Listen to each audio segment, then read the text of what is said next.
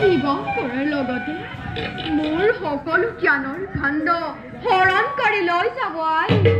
পিতা পিতা আপুনি মোৰ কাৰণে অলপো চিন্তা নকৰিব।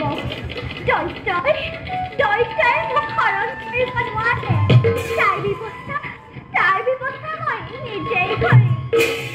আই সৰস্বতী পিতা মই আহিলো আই।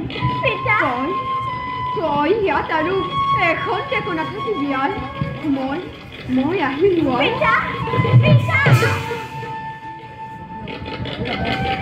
আই সৰস্বতী পিতা তই ইয়াত আৰু এখনতে নাথাকিবি আই।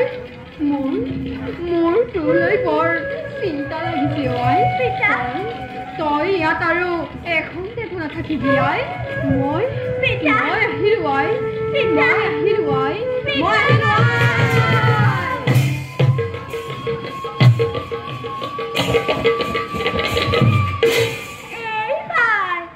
এইবাৰ সাৱধান হোৱা। তুমি বিষ্ণুৰ পত্নী বুলি কাৰ প্ৰতি ধৰ্ম তুমি মোক দৈত্যলৈ বিয়াৰ প্ৰস্তাৱ দি এই জগত ৰাখি আগত মোক সৰস্বতী ইমান বুদ্ধিহীনা নাৰী নহয় যে তোমাৰ ইংগিত মতে কাম কৰি যাব। চাওঁ বাৰু তুমি মোক কেনেকৈ দৈত্যলৈ বিয়া দিয়া।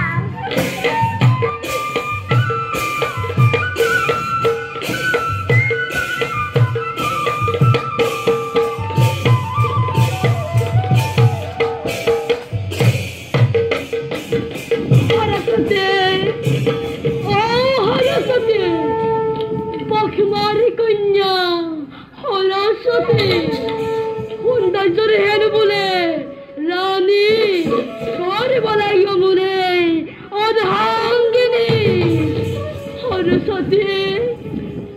সৰস্বতী সৰস্বতী সৰস্বতী সৰস্বতী সৰস্বতী সৰস্বতী সৰস্বতী দৈত্যপতি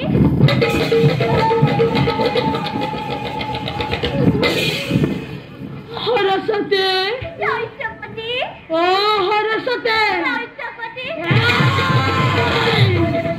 কোন তাই কুৎসিত নাৰী যখিনি নেবতনে হয়তো তাৰ আগাতে কোনো মায়া না চলিব। দৈত্যপতি মই ফুটনি চখিনি একোৱেই নহয়। মই লক্ষ্মীয়ে ৰাখি সৰস্বতী।